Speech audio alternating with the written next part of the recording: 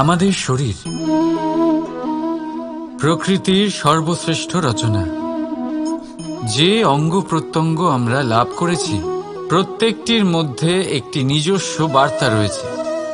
একটু ভেবে দেখুন, দুটি চোখ দিয়েছে দেখার জন্য, দুটি কান দিয়েছে শোনার জন্য, নাসিকাও আছে দুটি, দুটি হাত দিয়েছে দ্বিগুণ পরিশ্রম করার জন্য।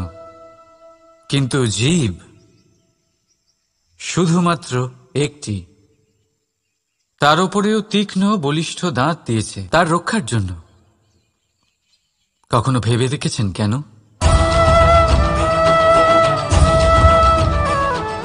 কারণ শব্দ আর শব্দের প্রয়োগ মানুষের সবচেয়ে বড় অস্ত্র, যার প্রয়োগ যত ভেবে চিন্তে করা যায় মানুষ তার জীবনে ততটাই উপরে উঠতে পারে। তাহলে মনে রাখুন, দেখুন, শুনুন আর বুঝুন বেশি, বলুন কম। রাধা রাধা। আমরা সকলে শক্তি অনুভব করতে চাই। এবার যদি আপনাকে জিজ্ঞেস করা হয় যে সবথেকে বেশি শক্তির অনুভব কোথা থেকে করা সম্ভব, তখন কেউ কেউ বলবেন পুষ্টিকর আহার গ্রহণ করলে, ব্যায়াম করলে, কেউ বলবেন ধন লাভ করলে, বন্ধুদের থেকে, পরিবারের থেকে, আদি ইত্যাদি। এইভাবে আপনি শক্তির অনুভব অবশ্যই করতে পারেন, কিন্তু সবথেকে বেশি শক্তির অনুভব যদি আপনি করতে চান তাহলে তা পাবেন শুধু একতার দ্বারা, সংগঠনের দ্বারা। যদি আপনাকে উদাহরণ দিই, নিজের এই হাতটাকে দেখুন, 5টা আঙুল রয়েছে। কোনো একটা বস্তুকে নিজের একটা আঙুল দ্বারা তুলে ধরার চেষ্টা করে দেখুন, বড়ই কষ্ট হবে। তখন আপনি বুঝতে পারবেন যখন এই 5টি আঙুল একত্রিত হয় তখন কোনো কাজ কতটা সহজ হতে পারে। এটাই হলো শক্তি, একতার। সবথেকে ভালো উদাহরণ যদি আপনাকে দিই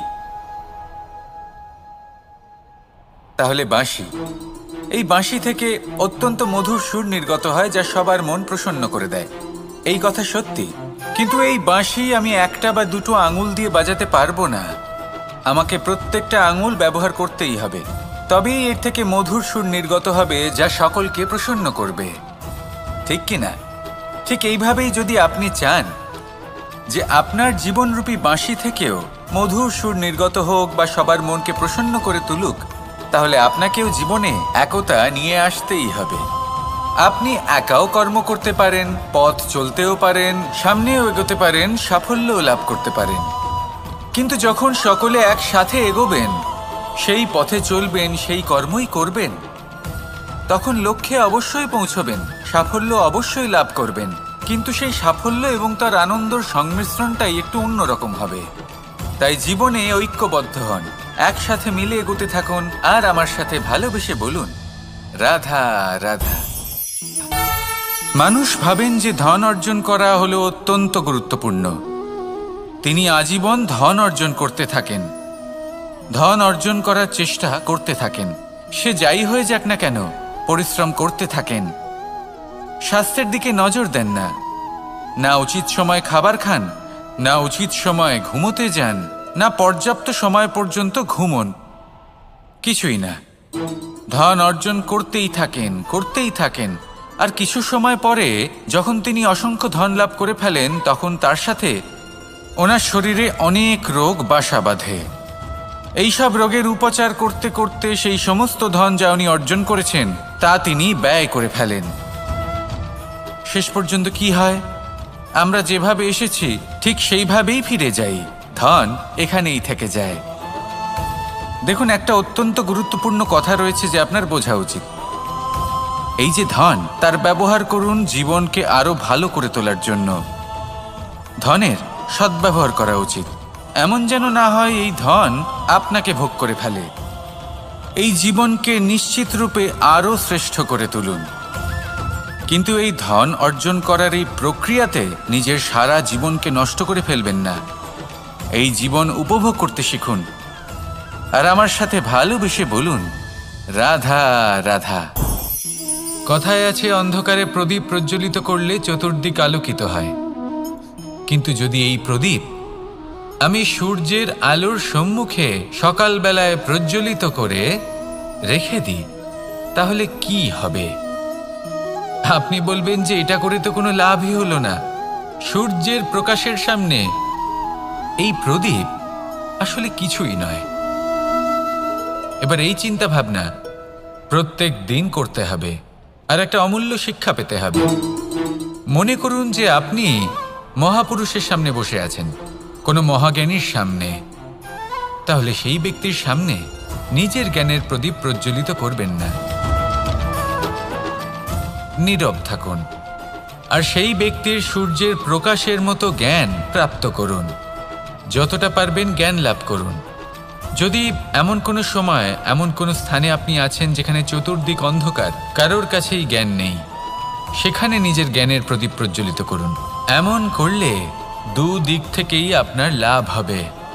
আপনার জ্ঞান প্রাপ্তিও হবে, আর জ্ঞানের সঠিক প্রয়োগও করতে পারবেন। আর এই মন প্রসন্ন হয়ে বলবে, রাধা রাধা। মানুষের মধ্যে একটা বিচিত্র প্রবৃত্তি থাকে, অন্য সকলের বিষয়ে, তাদের জীবনের বিষয়ে, তাদের ব্যক্তিত্বের বিষয়ে, তাদের ভবিষ্যতের বিষয়ে অনুমান করা। এটা হলো অনুচিত। কারোর অতীতকালকে দেখে লোকে ভবিষ্যৎ বলে দিতে পারেন, বর্তমানকে দেখে ভবিষ্যতের বিষয়ে অনুমান করে ফেলেন। উদাহরণ দিতে হলে বলবো, কোনো দাসকে দেখুন, ওকে দেখে লোকে বলে যে ওর ভবিষ্যৎ সেটাই হতে পারে, অনুমান করে ফেলেন। আর এই রাজাকে দেখুন, উনি তো কত সুখী হবেন, উনি তো জগতের সব থেকে অধিক সুখী মানুষ, কত সুখ সুবিধা আছে ওনার কাছে, ধারণা করে ফেলেন। তবে সত্য তো এটাই যে কারোর ব্যক্তিত্বের বিষয়ে, তাদের ভবিষ্যতের বিষয়ে আপনি পূর্ণ সত্য কখনোই বলতে পারবেন না, শুধু অনুমান করতে পারবেন। আর এই অনুমান করে সত্যি কোনো লাভ হয় না, কারণ এই কাল সেটা হলো অত্যন্ত শক্তিশালী। কালো থেকে কালোতর কয়লাকেও হীরেতে পরিণত করতে পারে, অনেক বড় বড় রাজাকেও বিদূষক বানিয়ে ফেলতে পারে এক মুহূর্তেই। তাহলে আপনি অনুমান করে কি লাভ? কি পেলেন অনুমান করে? সেই জন্য কারোর বিষয়ে কোনো অনুমান করবেন না, তার ভবিষ্যতের বিষয়ে অনুমান করতে যাবেন না, কারোর বিষয়ে কোনো ধারণা করে নেবেন না। কিছু করতে হলে ভালোবাসুন, সবার মধ্যে ভালোবাসা ছড়ান, সবার মধ্যে ধন্যাত্মক ভাব ছড়ান। এই মন প্রসন্ন হয়ে বলবে, রাধা রাধা। কেউ বলে জীবন খুব ক্ষণস্থায়ী, কেউ বলে জীবন হলো একটা সুন্দর স্বপ্নের মতো, আবার কেউ বলবে জীবন হলো এক কঠোর সত্য। কিন্তু জীবন আসলে কি? জীবন হলো আপনারই প্রতিবিম্ব, একটা দর্পণ। অর্থাৎ আপনি জীবনকে সেইভাবেই পাবেন যেরকম আপনি নিজেকে প্রতিপন্ন করবেন। যদি আপনি দর্পণের দিকে তাকিয়ে হাসেন, তাহলে আপনি সামনে হাসি মুখী দেখতে পাবেন। এবার যদি আপনি গম্ভীর হয়ে থাকেন, তাহলে আপনি একজন রুষ্ট ব্যক্তি দেখতে পাবেন। শেষে সবথেকে বেশি গুরুত্বপূর্ণ হলো আপনার চেষ্টা। আপনাকে সবসময় চেষ্টা করতে হবে যাতে আপনি নিজেকে প্রসন্ন এবং ইতিবাচক মনোভাবে রাখেন। এটা হলো আপনারই উত্তরদায়িত্ব, তাকে পালন করুন। এই মনকে প্রসন্ন রাখুন, এই সংসারকে সুন্দর বলে মনে হবে। আর এই মন প্রসন্ন হয়ে বলবে, রাধা রাধা। মানুষের একটি সমস্যা আছে যে মানুষ সাফল্যকে মাপতে থাকেন, লক্ষ্যপ্রাপ্তিকে মাপতে থাকেন এবং তার তুলনা করতে থাকেন যে ও এত কিছু পেল আর আমি পেলাম না, ওর কাছে এত কিছু আছে কিন্তু আমার কাছে নেই। এই তুলনা করার জন্য ওনারা দুঃখী হয়ে পড়েন, নিরাশ হয়ে পড়েন। তাই আমি একটা প্রশ্ন করছি যে এটা কি উচিত? এই সংসারে আপনি কি নিয়ে তুলনা করবেন, যেখানে সূর্যদেব চন্দ্রমা দুজনেই আছেন, দুজনেই হলেন বিশেষ, দুজনেই নিজ নিজ সময়ে উদিত হন। এদের মধ্যে একজন না থাকলে তাহলে আমাদের জীবন কঠিন হয়ে পড়বে। ঠিক সেইভাবেই আপনি যদি একটা বড় রেখা অঙ্কন করেন, তাহলে অন্য রেখাটি ছোট হয়ে পড়ে না, সে তেমনই থাকে যেমনটা সে ছিল। আপনার অস্তিত্ব কখনো ছোট বা বড় হতে পারে না, শুধু তুলনা করার জন্য আপনার এটা মনে হতে পারে। যদি আপনি যুদ্ধ করতে চান, আপনার তলোয়ারের প্রয়োজন পড়বে। যদি বস্ত্র তৈরি করতে চান, এত বড় তলোয়ার দিয়ে কিছুই হবে না। তখন প্রয়োজন পড়বে একটা ছোট্ট সূচের। তাই তুলনা করবেন না, না নিজেকে ছোট মনে করবেন, না অন্য কাউকে। সবার সাথে সহযোগিতা করুন, আর যদি তুলনা করতেই হয় নিজের সাথে করুন, যে কাল আমি কেমন ব্যক্তি ছিলাম, আজ কি তার থেকে শ্রেষ্ঠ হয়ে উঠতে পেরেছি। ভেবে দেখুন ভবিষ্যতে গিয়ে আপনি কতটা শ্রেষ্ঠ ব্যক্তি হতে পারেন। আসুন আমার সাথে ভালোবেসে বলুন, রাধা রাধা। এই সংসারের সব থেকে গুরুত্বপূর্ণ তত্ত্ব কোনটা? প্রথম হলো সময়। জন্ম থেকে মৃত্যু পর্যন্ত এই যে সময়, এটাই তো হলো জীবন। দ্বিতীয় হলো জীবন, যাতে আমরা সময়ের সদ্ব্যবহার করি, শ্রেষ্ঠ থেকে শ্রেষ্ঠতর কাজ করার চেষ্টা করি। বহু বছরের এই পরম্পরা, এই সংস্কৃতিকে এগিয়ে নিয়ে যাওয়ার চেষ্টা করি। এই সংসারে আমরা অংশগ্রহণ করতে চেষ্টা করি। তৃতীয় হলো ধন, সেই ধন যা প্রত্যেক ব্যক্তি অর্জন করতে চেষ্টা করেন। এবার এই তিনটি তত্ত্বের মধ্যে একটা সামঞ্জস্য আছে, সমান ব্যাপার আছে। সে ধনই হোক বা সময় হোক বা হোক জীবন। আর সেই সমান ব্যাপার হলো যে যদি আপনি এটা গণনা করতে থাকেন তাহলে তা কমতে থাকে, যদি আপনি এটা ব্যবহার করেন তাহলে তা বাড়তে থাকে। একে সংগঠিত করে রাখতে চেষ্টা করলে এ হাত থেকে ফসকে যায়, কিন্তু যদি আপনি একে সামলে রাখতে শিখে যান তাহলে এমন কাজ করবেন যাতে সংসারের সাথে সাথে পরবর্তী প্রজন্ম লাভবান হবে। যদি কিছু শিখতে চান তাহলে সামলাতে শিখুন, গণনা করা বা সংগঠিত করা নয়। আসুন আর আমার সাথে ভালোবেসে বলুন, রাধা রাধা। এই সংসারে সাফল্য লাভ করার জন্য জ্ঞানের প্রয়োজন হয়, পরিশ্রমের প্রয়োজন হয়, দৃঢ় নিষ্ঠার প্রয়োজন হয়, নিরন্তর চেষ্টা করা প্রয়োজনীয়। কিন্তু আরও কিছু আছে যা অত্যন্ত প্রয়োজনীয় এবং গুরুত্বপূর্ণ। তা হলো ভালো বন্ধু। তাদের থাকা অত্যন্ত প্রয়োজনীয়। যদি ভালো বন্ধু থাকে তাহলে সময় এলে তারা ঢাল হয়ে আপনাকে সুরক্ষা করবেন। সময় এলে অস্ত্রের মতো শত্রুকে সংহারও করবেন। যদি তিনি জ্ঞানী হন, তাদের মধ্যে সদ্গুণ থাকে, তাহলে এই সব গুণ আপনার মধ্যেও প্রবেশ করবে। তাহলে সাফল্যের জন্য ভালো বন্ধু পাওয়া অত্যন্ত প্রয়োজনীয়। কিন্তু শুধু বন্ধু কেন, ভালো শত্রুও থাকা প্রয়োজনীয়। এবার আপনি ভাববেন, এ আমি কি বললাম? যদি আপনার জীবনেও ভালো অর্থাৎ শক্তিশালী শত্রু থাকে তাহলে আপনিও শক্তিশালী হতে থাকবেন। এই শত্রু আপনাকে প্রেরিত করবে আরও বেশি শক্তিশালী হয়ে ওঠার। কখনো কোনো হরিণকে দেখুন, তীব্র গতিতে দৌড়তে থাকে। কেন তীব্র গতিতে দৌড়য়? এই কারণে নয় যে কোথাও তার জন্য মধুর ঘাস অপেক্ষা করে রয়েছে, না। সে এই কারণে তীব্র গতিতে দৌড়য় কারণ সেটা না করলে তার পেছনে একটি সিংহ আছে যে ওকে নিজের ভোজন করে ফেলবে। তাই জীবনে বিপদ, সংকট, এই সব কিছুও হলো অত্যন্ত গুরুত্বপূর্ণ। তার সম্মুখীন হতে শিখুন আর আমার সাথে ভালোবেসে বলুন, রাধা রাধা। পুরুষার্থ। শাস্ত্রে 4 ধরনের পুরুষার্থের কথা বলা হয়েছে। প্রথম হলো ধর্ম। আপনি কি জানেন এই ধর্ম আসলে কি? আপনার কি মনে হয় ধর্ম আসলে কি? কোনো বিশেষ ঈশ্বরকে মানাই কি ধর্ম বলা হয়? নাকি কোনো বিশেষ রীতি পালন করাই হলো ধর্ম? নাকি কোনো বিশেষ সাহিত্যকে সর্বশ্রেষ্ঠ মনে করাই হলো ধর্ম? না, ধর্ম হলো সেটা যাকে ধারণ করা যেতে পারে। আর ধারণ শুধু সেটাই করা যায় যা পবিত্র। পবিত্র শুধু তাকেই বলা হয় যা নিঃস্বার্থ, যার মধ্যে শাসন করার কোনো ইচ্ছে নেই, যা সরলভাবেই প্রবাহমান, জল এবং বায়ুর মতো। যখন কোনো ব্যক্তি ধর্মকে ধারণ করেন এবং সেই ধর্ম সেই ব্যক্তিকে রক্ষা করে, তখন তাকে ধর্ম বলা হয়। ধর্ম যা রক্ষা করে অহংকার থেকে, খারাপ চিন্তার হাত থেকে। সেই জন্য পুরুষার্থ গড়ে তোলার আগে, ধর্ম পালন করার আগে ধর্মের প্রকৃত অর্থ কি সেটা বুঝে নিন। এটা জেনে রাখুন যে সমস্ত ধর্মের আধার, সমস্ত ধর্মের ভিত শুধুমাত্র ভালোবাসা। আসুন আর এই ভালোবাসার সাথেই বলুন, রাধা রাধা। কখনো কোনো বাগানের কোনো বৃক্ষকে দেখেছেন যেখানে সুগন্ধি ফুল থাকে, রসালো ফল থাকে?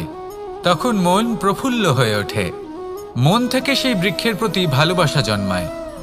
কিন্তু যিনি বাগানের মালিক, শুধুমাত্র তিনিই জানেন যে কিভাবে এই বৃক্ষকে আগলে রাখতে হয়, কিভাবে তার পরিচর্যা করলে এতে সুন্দর সুগন্ধি ফুল হবে, রসালো ফল হবে।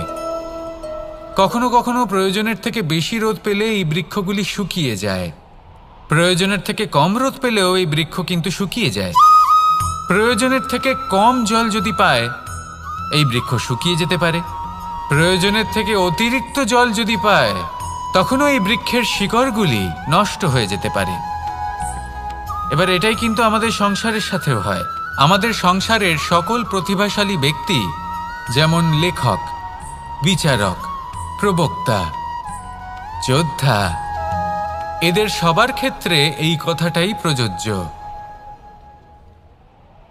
যদি বেশি প্রশংসা করা হয়, তাহলেও এরা হারিয়ে যাবেন। প্রয়োজনের থেকে বেশি যদি নিন্দা করা হয়, তখনও তারা নত হয়ে পড়বেন। তাহলে আজ আমি এদের রক্ষা করুন কাহিনী শোনাবো, নিজেদেরও। এটা কোনো মনে রাখবেন একটা দুজন বোন জাতাকলে গম পেশায় জেনে রাখুন কখন কোন নিন্দায় আপনি লজ্জিত হবেন ছিলেন। তিনি সময় সময় সেখান থেকে ছোট ছোট দানা তুলে নিজের মধ্যে বিষয়টা উপভোগ করছিলেন। এবার দেখতে দেখতে গম পেশাই সমাপ্ত হয়ে বলবে, এবার পেশাই করা গম নিয়ে সেই দুজন বোন বাড়ি ফিরে আসছিলেন এবং তাদের ফেরার পথে হঠাৎ করে কোথাও থেকে একটি বাছুর চলে এলো। এই দুই বোন ভয়ভীত হয়ে গেলেন আর তাদের হাত থেকে সেই আটা পড়ে গেল, মাটিতে মিশে গেল। এবার এই পুরো ঘটনাক্রমে যদি কারোর বিন্দুমাত্র লাভ হয়ে থাকে, বিন্দুমাত্র আনন্দ পেয়ে থাকে, তাহলে সে কে? সেই ছোট বোন, যিনি মাঝে মাঝেই গমের দানা তুলছিলেন এবং খাচ্ছিলেন। কিছুটা হলেও উনি আনন্দ লাভ করেছিলেন। এবার এরকমই হলো আমাদের জীবনে ভক্তি এবং ভালোবাসা সংক্রান্ত বিষয়। মানুষ নিজের জীবনের দৈনিক কাজে এতটাই ব্যস্ত হয়ে পড়েন, প্রত্যেকদিন শুধু কাজ কাজ কাজ কাজ করতে থাকেন, আর তাতে ভক্তি এবং ভালোবাসার জন্য সময় বার করতেই পারেন না। দেখুন, জীবনে ভক্তি আর প্রেমের এই যে ছোট ছোট মুহূর্ত আছে, এগুলো যদি আপনি যাপন করতে পারেন, তাহলে তাতেই আপনি তৃপ্তি লাভ করবেন। বাকি সবই আপনার ব্যর্থ বলেই মনে হবে। জীবনে যখনই আপনি কোনো কাজ করবেন, ঈশ্বরের প্রতি সমর্পিত হয়ে সেই কাজ করুন। আর যখনই সময় পাবেন, তাহলে সেই সময় নিজের আপনজনদের দিন। যাদের আপনি ভালোবাসেন তাদের প্রতি যত্নবান হন, তাদের শুভাকাঙ্ক্ষী হন। এই প্রেম আর ভক্তির ছোট ছোট মুহূর্তগুলো আপনার জীবনকে চরিতার্থ করে তুলবে। আসুন আমার সাথে ভালোবেসে বলুন, রাধা রাধা। আমরা সবাই সূর্যকে সম্মান করি, ওনাকে শ্রদ্ধা করি, ওনাকে পুজো করি। এই সূর্য আমাদের শক্তি প্রদান করেন, প্রকাশ প্রদান করেন। কখনো কখনো উষ্ণতা এতটাই বাড়িয়ে তোলেন, এতটাই তপ্ত করে তোলেন, আমাদের একথা মনে হয় যে আমাদের এই শরীর জ্বলে যাচ্ছে। তখনও আমরা বিরোধিতা করি না, তাকে কটু কথা শোনাই না, আমরা সসম্মানে তা গ্রহণ করি। কেন কেন করি? কারণ আমরা জানি যে সন্ধেবেলা যখন সূর্যাস্ত হবে, তখন শুধুমাত্র অন্ধকার বাকি থাকবে। ঠিক কিছুটা এরকমই হয় আমাদের মাতা পিতাও, যিনি আমাদের জন্ম দেন, আমাদের ভরণ পোষণ করেন, আমাদের বড় করেন, আমাদের প্রেম প্রদান করেন। কখনো কখনো তাদের মুখ থেকে কটু কথা নিঃসৃত হয়, আমাদের দুঃখ হয়, কিন্তু তখন আমাদের এটা বোঝা উচিত এগুলি নিঃসৃত হচ্ছে আমাদেরই মঙ্গলের জন্য। যেমন সূর্যদেব, উনিও উত্তাপ দিয়ে থাকেন আমাদেরই মঙ্গলের জন্য, যাতে ফসল পাকতে পারে, যাতে জল বাষ্প হয়ে মেঘ হতে পারে, বৃষ্টি হতে পারে, আর এই সংসারে নিরন্তর জলের প্রবাহ থাকে। আমাদের মাতা পিতা, তাদের কঠোর আচরণ, তাদের কঠোর অনুশাসনের পেছনে লুকিয়ে থাকে ওনাদের ভালোবাসা। আমাদের তা বুঝতে হবে, সসম্মানে ওনাদের গ্রহণ করতে হবে। কারণ ঠিক সূর্যাস্তের পরে যেমন চতুর্দিক অন্ধকারচ্ছন্ন হয়ে যায়, তেমনি আমাদের জীবন থেকে যখন আমাদের মাতা পিতা চলে যায়, তখন আমাদের জীবনেও শুধু এবং শুধুমাত্র অন্ধকারই ছেয়ে থাকে। সেই জন্য নিজের মাতা পিতাকে সম্মান করুন, ওনাদের ভালোবাসা প্রদান করুন। এই মন আর এই জীবন প্রসন্ন হয়ে বলবে রাধা রাধা। শিশিরের বিন্দু পাতার ওপর পড়ে আর তার গায়ে লেগে থাকে। পাতা তাকে শুষে নিতে পারে না, আর শেষ পর্যন্ত সে ঝরে পড়ে যায়। অন্যদিকে রয়েছে মেঘ এবং চাতক। এদের মধ্যে অনেক দূরত্ব থাকে। মেঘ থাকে আকাশে আর চাতক থাকে ধরিত্রীতে। কিন্তু যখন এই মেঘ থেকে বৃষ্টি ঝরে পড়ে, এই চাতক কিন্তু সেই জলই পান করে, নয়তো সে তৃষ্ণার্ত থেকে যায়। এবার অন্যদিকে দেখলাম শিশির বিন্দু আর পাতার এই সম্পর্ক। এরা খুব কাছাকাছি থাকে, ঘনিষ্ঠও থাকে। অন্যদিকে রয়েছে মেঘ এবং চাতকের সম্পর্ক, যাদের মধ্যে অনেক দূরত্ব থাকা সত্ত্বেও তারা খুব ঘনিষ্ঠ, তাই না? এই সারমর্ম খুব সরল। এই নৈকট্য, এই দূরত্ব, তা আপনার সম্পর্কে প্রভাব কিছুতেই ফেলতে পারে না। এই নৈকট্য, এই দূরত্ব, এইসব হলো শুধুমাত্র মনের ব্যাপার। কখনো আপনি অনুভব করেছেন আপনি কারোর থেকে অনেক অনেক দূরে আছেন, অনেক দূরে আছেন, তাও সেই ব্যক্তির প্রতি আপনি টান অনুভব করেন। সেখানে আপনি কারোর সাথে প্রত্যেক দিন অতিবাহিত করেন, সমস্ত জীবন অতিবাহিত করেন, সব থেকে বেশি সময় তার সাথে অতিবাহিত করেন, তাও তার প্রতি সেই টান অনুভব করেন না। এই সংকেত হলো মনের দূরত্বের। তাহলে মনের এই দূরত্ব দূর করুন আর আমার সাথে ভালোবেসে বলুন রাধা রাধা। পাখি কখন জন্ম নেয়, কখন উড়তে শেখে, কখন বাসা বানাতে শেখে, কখন নিজের মৃত্যু লাভ করে, এসব আমাদের মধ্যে কেউ জানি না। কিন্তু পাখি একটা কথা খুব ভালো করে জানে, যে এই সংসারে ও যা কিছুই করুক না কেন, এই সংসারে ওকে নিয়ে কিচ্ছু যায় আসে না। এবার আমরা কি করি? কোনো কাজ করার আগে আমরা এটা ভাবি যে এই সংসার যদি আমাকে দেখে ফেলে, তাহলে কে জানে এই সংসার কি ভাববে, আমার প্রতিচ্ছবি কেমন তৈরি হবে কে জানে, কে জানে কি হবে আদি ইত্যাদি। এই সব ভাবনায় আমরা মগ্ন হয়ে যাই। কিছুটা এমনভাবে মগ্ন হই যে বর্তমানের কর্মের এই জীবনের যাত্রাপথে সেই সময়ের আনন্দ উপভোগ করতে ভুলে যাই। এবার দেখুন একটা পাখি কি করে। ওর কর্ম হলো গান গেয়ে চলা। ওই পাখি গেয়ে চলে, কেউ ওর গান শুনুক বা না শুনুক, কেউ আদৌ শুনছে কিনা সেই বিষয়টা নিয়ে সেই পাখির কিছুই যায় আসে না। সেই পাখি নিজের কর্ম করতে থাকে। হয়তো সেই জন্যই আপনি কখনো কোনো পাখিকে কাঁদতে দেখবেন না। এরকমই আপনাকে নিজেকে গড়ে তুলতে হবে। প্রথমে নিজেকে জিজ্ঞেস করুন, এই যে কর্ম আমি করতে চলেছি সেটা কি উচিত? যদি আপনার মনে হয় সেটা উচিত, তাহলে সেটা প্রমাণ করুন। এটা ভাববেন না যে এই সংসার কি ভাববে। আসুন আর আমার সাথে ভালোবেসে বলুন রাধা রাধা। এই পুকুর দেখছেন আপনি? বাচ্চা, বৃদ্ধ, যুবক, যাকেই আমি জিজ্ঞেস করব এটা কি, সবার উত্তর সেই একই হবে। উত্তর তখনই বদলাবে যখন প্রশ্ন এটা হবে যে আপনি এই পুকুরে কি করতে